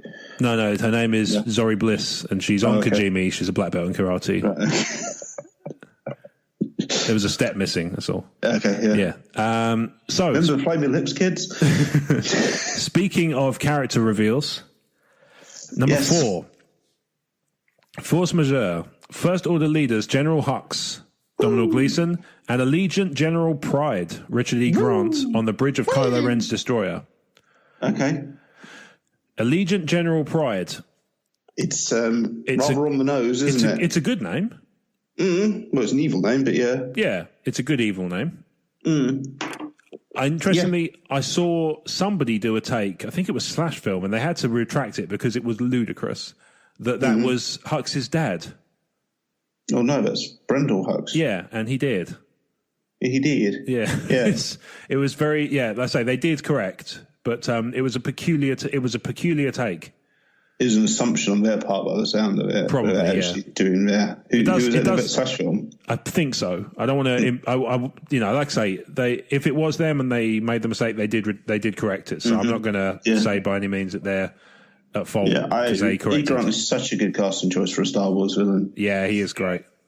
What's interesting, though, is when, I don't know if you remember this, when Richard E. Grant was cast, they did an interview with him, and obviously he was ecstatic, and everybody really enjoyed the fact that he was ecstatic about it because it was nice to see somebody so excited about doing the part. But he said that when they announced his name, everybody in the room went as if it was a name of import. Allegiant General Pride doesn't do that for me. Do you know what I mean? It depends who the people in the room were. if they just would it just be people doing the table read, I guess. They might just have thought it was a cool name. I guess so. But it sounded like the way they explained it. Now, I realise this could obviously be misdirect, but the way they explained it was almost like everybody in the room kind of acknowledged that was something, that the name or the description of the character was something of significance. Okay. Yeah. Maybe there's a first name we're missing. Unless he said, unless they said, this is Richard Grant, he's going to be playing Allegiant General Pride, a First Order, higher up in the First Order, and everybody went, oh, what a great choice. Yeah, I could see that more. Being tied to the name, unless there's a first name they're hiding, but what could that be? Wedge? Not Thrawn. Yeah, not Thrawn. Yeah. Yeah. He's not playing, despite, people very much hoping to the contrary, not young Obi-Wan, Ghost Obi-Wan. Obi-Wan. No, I didn't go for that. No, I wasn't ever expecting that to be the case. No, but it's certainly not the case. They can just use Guy Henry for that. Yeah, exactly. If they need to, they know there's good value for it. So, number 5. Jenna Suetamo, Daisy Ridley, Anthony Daniels, and John Boyega await the call to action for a chase scene with one guy who's having a bit of a limbo contest with himself. Yeah. Yeah. These look like the little speeder things they were riding on in the teaser. That sort of during the sort of, again, almost piratey sort of action set piece. Yeah. It's a bit Mad Max looking as well. Yeah. I wonder if that's the look they're going for with this desert planet in particular. It does seem like everything I've seen of this desert planet so far is very kind of cobbled together and homemade vibe. It's a Panavision camera up the front. Oh, okay. Which just reminds me when I was at university in the halls, there's 10 of us living in a flat, and they were screening the Indiana Jones movies on the BBC. They're doing like one a weekend, back when there were 3 good ones. And we watched Raiders, and just as the credits were rolling, one incredibly stupid person said, filmed in Panavision. Where's Panavision? That's always stuck with me. Yeah, that reminds me of a friend of mine who used to work in a bank. I probably can't say for various reasons. I mean, nothing else, competition, anti-competition laws, I'd have to mention all the banks. But he said that he got a message from his manager saying, we're going to have to figure out what the appeal is for this place called Pastures New. Because obviously he kept seeing people saying, I'm moving on to Pastures New, and thought it must be a workplace that was rival company. Yeah, that was particularly particularly appealing to people. So yeah, that was I quite like the look of this backdrop anyway. Yeah, it appeals for Mad Max fan in me, I think. Yeah, I think it, like I say, they definitely seem to be going for and it sort of fits, right? If you're talking about what's left of the Resistance being basically the crew of the Falcon and anybody who's turned up after the fact. Yeah. It does suggest they have to cobble together and they have to scavenge for what they've got because they don't have the resources of the Republic. We haven't seen any extras here. It could just be the heroes. Yeah, this is it. It could just be a story centered around them, which would work for me. Mm-hmm. And then we move on from there to camera operator Colin Anderson, ready to take for a chase sequence spotlighting the heroics of Chewbacca, BB-8, and Rey. It looks like it's on a similar thing, if not the same one.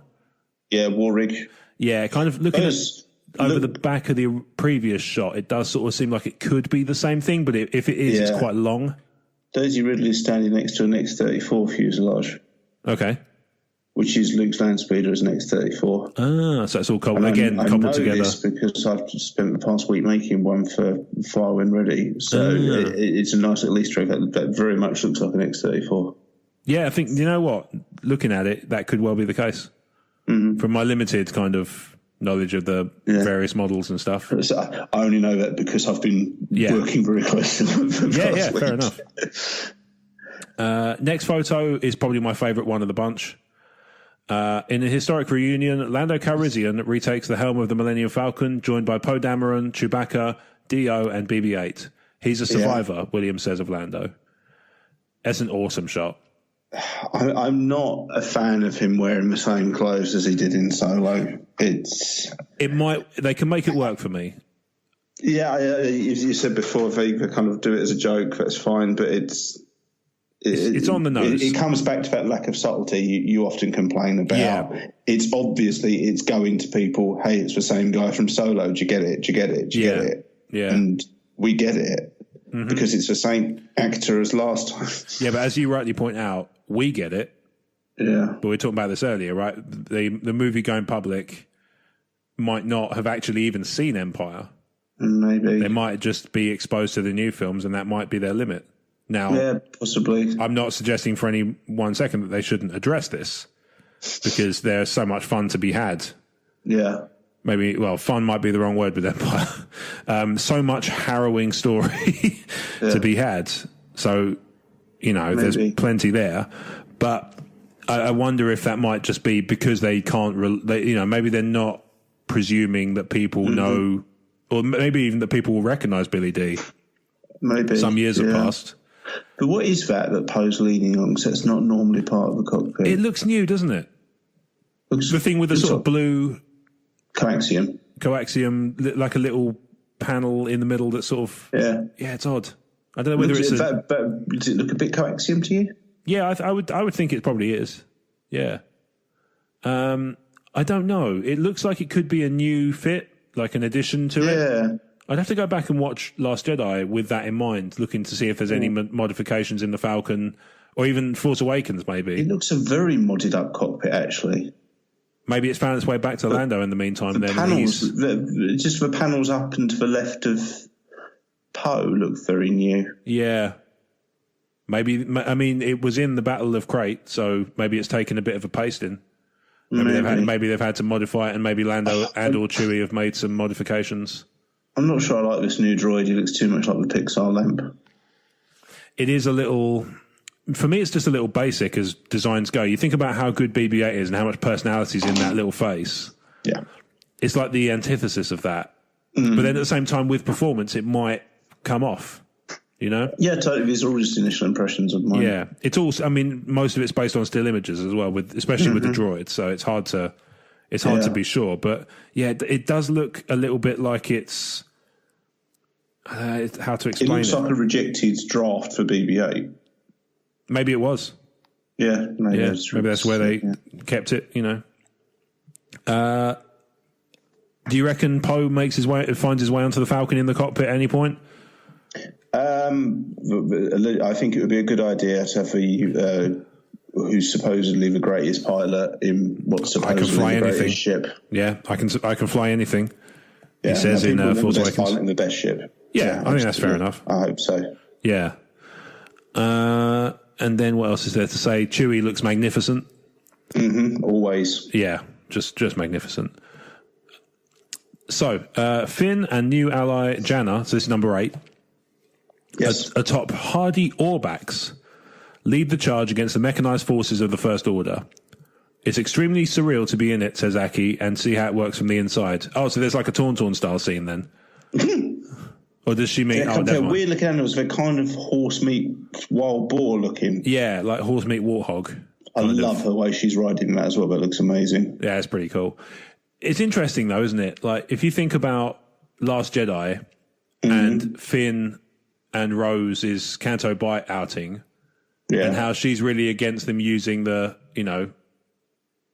like the abuse of animals, and then you saddle them up and ride them around. Into battle, by the look of it. A couple of weeks later. Yeah, into battle. Well, she's obviously not there to lecture, is she? No, really? No. She's noticeable by her absence. Yeah. I do like the fact that the caption of the image is horsing around, which I'm assuming is a BoJack reference, but Yeah. But it does look like you say it's a very cool, very cool shot. Why she's got a bow, I don't know. I mean, that may come into story, but it's still a good weapon. Still a good weapon. Is it a thing that we've seen in Star Wars? A bowcaster. A bowcaster is still an energy weapon. Have bows. Yeah, I suppose so. Yeah, maybe it's just as simple as that. Yeah, maybe she's good at it. Could just be that. Could just be a skill. Yeah. I mean, a lot of things have gone for that sort of Horizon Zero Dawn, bows are cool kind of vibe in recent years across media. So it may just be an extension of that. Yeah, I've felt that way since Thomas Jane used one in The Punisher, to be honest. Fair. Number 9, camera operator Colin Anderson, ready to take. I love that guy. That's easy for me to say. Yeah. Well, yeah, clearly so Annie does as well, because there's 3 folks. Chewie and Daisy Ridley there as well. Yeah. Back on the back of the wagon. Back on the back of the wagon? They're back on the wagon. Oh, no. Back on the wagon, yeah. Oh, dear. They were doing so well. Number 10. Jordanian locals play the Aki-Aki, natives of the planet Pasana. Okay. They look a bit like Aqualish. Yeah, like Lovecraftian Aqualish. Yeah. I like that. I really just like those rocks in the distance as well as planet. It's very cool. Yeah. Yeah. This is why I thought it was Jeddah at first, because they've got a similar. I think they did film topography. bit of that in Jordan as well. I don't know whether they did or not, but possibly. It looks like it could be. Mm-hmm. Now, this is one of the ones that's got people talking. Yeah. Number 11. Mm-hmm. Kylo Ren and Rey battle out with lightsabers in a stormy confrontation. Their force connection, what Driver calls their maybe bond, will turn out to run even deeper than previously revealed. Now, one of the reasons that a lot of people are talking about this photo... It's just a great photo, really. It's a great photo. It's important to caveat that there was a really great photo from Phantom Menace that didn't make it into the final film of Obi-Wan and Maul kind of facing off. Yeah. But that looks very suspiciously like the Death Star. So people are suspecting that this might be on, where you see the Death Star at the end of the teaser. People are theorizing that might be. Well, I don't know where people. Maybe a little bit. Yeah, like the outer side.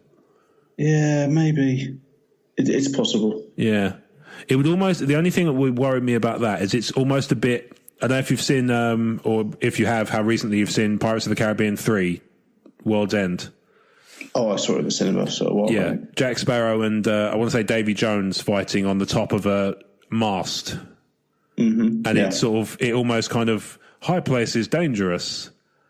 It's like, well, I mean, one's undead and one's Jack Sparrow, who's the hero of the film. I think they're safe, Yeah. And I feel like there might be a bit of that plan at play here. Having said that, I mean, like I say, it's a great photo, but it has got. I think this is the most likely one to be a production kind of promotional shot, because I would guess they don't do the lightsabers in proper photography. Yeah. Do you know what I mean? They put that stuff on in post. It's obviously heavily photoshopped, as I said earlier, so they might as well have done it by that point. Yeah. They don't. They tend to do those things post production, is my understanding, because otherwise a lot of fingers go missing. Yes, indeed. But Kylo looks cool. Rey looks cool. It's. I don't know. Are they actually fighting, or are they fighting against something together?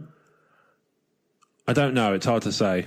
It looks like they're kind of, one's kind of sidling into the other, but then, like you say, they could be kind of about to go back to back. Both, by the look of it, you could have a monster in the background, vaguely. Yes, I'm thinking there's like a shape behind Rey that kind of looks like it could just be weather, but it could also be a monster of some sort or whatever.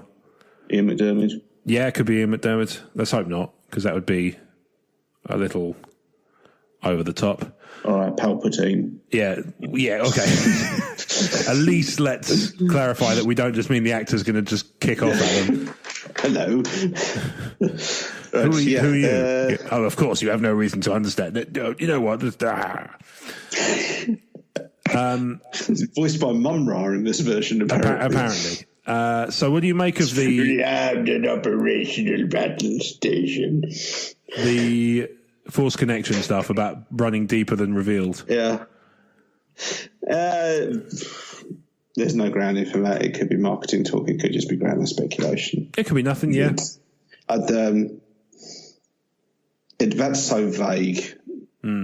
Deeper than previously revealed, considering that's all that's been revealed is a series of questions. Yeah. I bloody hope so. Well, yeah, I suppose so. Maybe, that could be the bond could have been created by Palpatine, and actually Snoke is just taking credit for somebody else's work. Or maybe he's... I'm down with that. He would, it would require, Kylo says it in dialogue in Last Jedi, you can't be doing this, the strain would kill you, or the Force required would kill you. maybe even Snoke's not capable, and maybe Palpatine's done it, or maybe Snoke's done it with Palpatine's help, and maybe that's the only way it can be done. So maybe it goes deeper in that respect. Who knows? Yeah. Who knows? It would be a nice revisit of his Snoke's Palpatine theory, because obviously a lot of people have now written that off, and it would be a way of bringing it back in. Yeah, I sort of hope they don't bring it back in so much as, you can have... For me, there's a sort of a difference between having Palpatine as the sort of puppet master and actually having him be Snoke. That goes beyond... That goes from the kind of cool into the dumb to me. Yeah, okay. It jumps that particular shark. Mm-hmm. Yeah, nice. I follow that. Number 12. Yes. Director and co-writer J.J. Abrams and crew weather the Jordanian sun to capture the action on planet Pisana. Oh, there we go. So that's planet Pisana. Okay. That's the not answer. A lot, mate. Not a lot to get from that one. No, indeed. It's some dudes in shorts. It is some dudes in shorts. And cameras and related equipment. Mm-hmm. Number 13. I like this one a lot, I have to say. Composer John Williams conducting the Star Wars score, drawing on themes and motifs he has woven across 4 decades. I didn't think there'd ever be a second film, he says. You should have been paying attention. Well, quite. Yeah. Number 14. Have you ever heard him talk? John Williams? Yeah. No, I can't say I have. He talks like Ned Flanders' parents. He sounds like a real beatnik. Amazing. I need to hear that now. It's just everyone's baby. Yeah, it sounds good. It sounds good, baby. We just do that. Sounds good, baby, yeah. Yeah, no, that's how he talks. He's a real cool cat, man. He's yeah. Without any exaggeration, that's how John Williams talks. Amazing. Yeah. Number 14. Probably one of the more evocative images from the set. Yeah. Mark Hamill looks cold. He looks cold. Mark Hamill. He looks like he's just gotten out of the pool.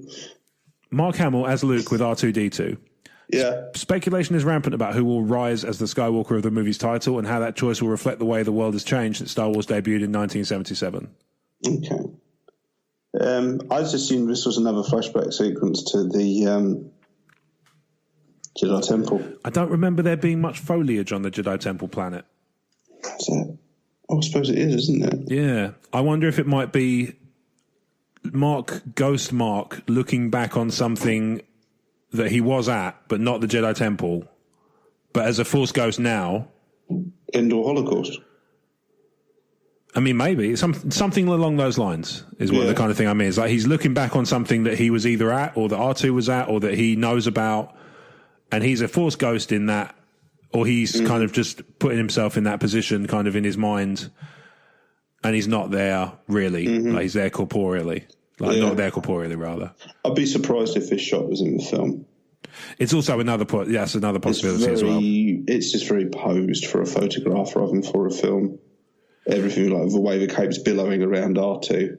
Yeah. It's too composed to be... It would be a hell of a still, wouldn't it, if they managed to capture that mid-flip. Yeah.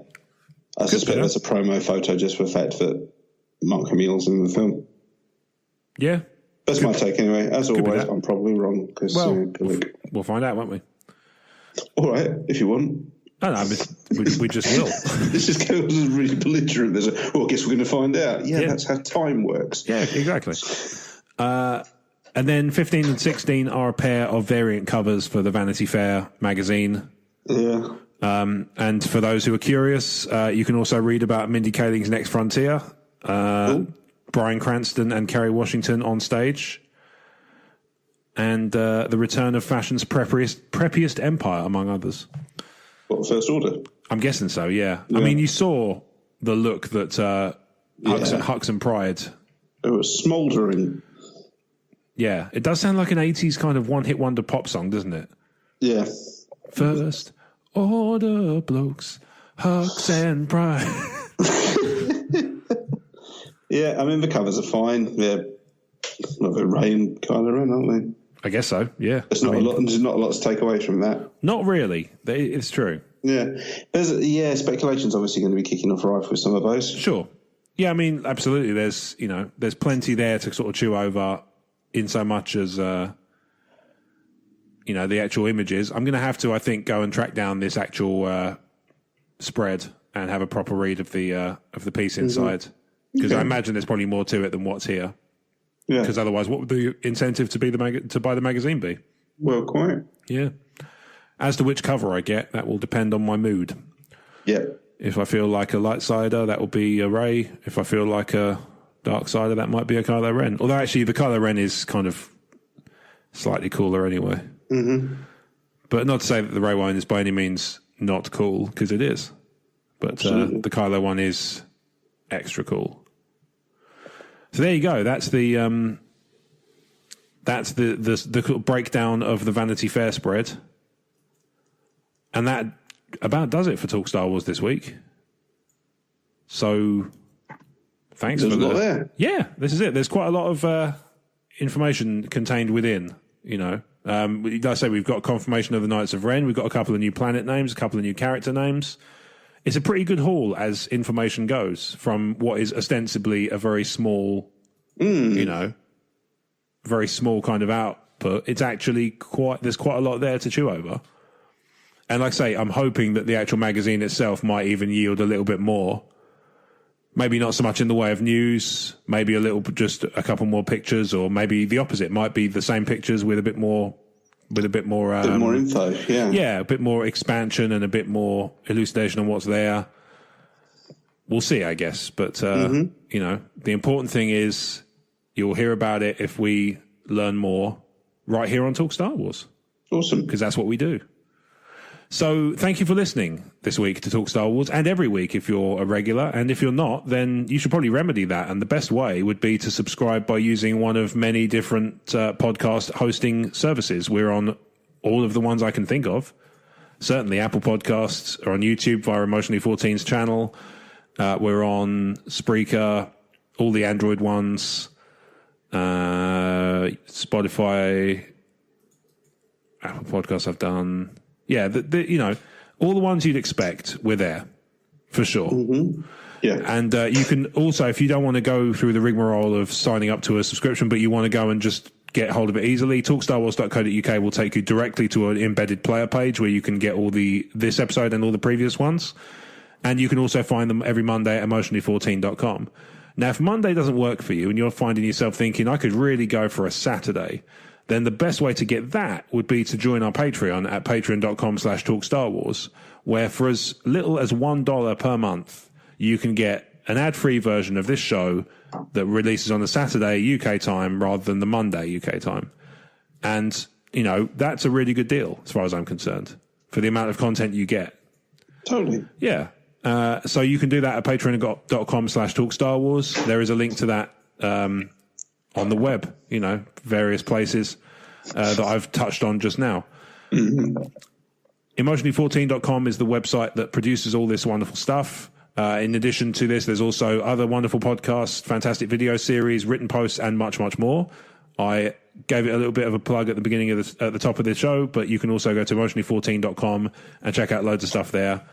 Brad, social media. Well, as Rob just mentioned, there's loads of shows on Emotionally 14, and one of them is Fire When Ready, which is Adventures in Star Wars Tabletop Gaming, focusing on Star Wars Legion, Star Wars Armada, Star Wars Rebellion, and Star Wars Outer Rim, but we might do odds and sods of other ones as well at some point. You can catch all of their shows on emotionally14.com, and you can follow them on Instagram and Facebook at Fire When Ready UK. If you want to hear what I'm talking about, specifically me, the best one, then you can go to Facebook at facebook.com/Brad Harmer Barnes, where you can put up with my constant wittering.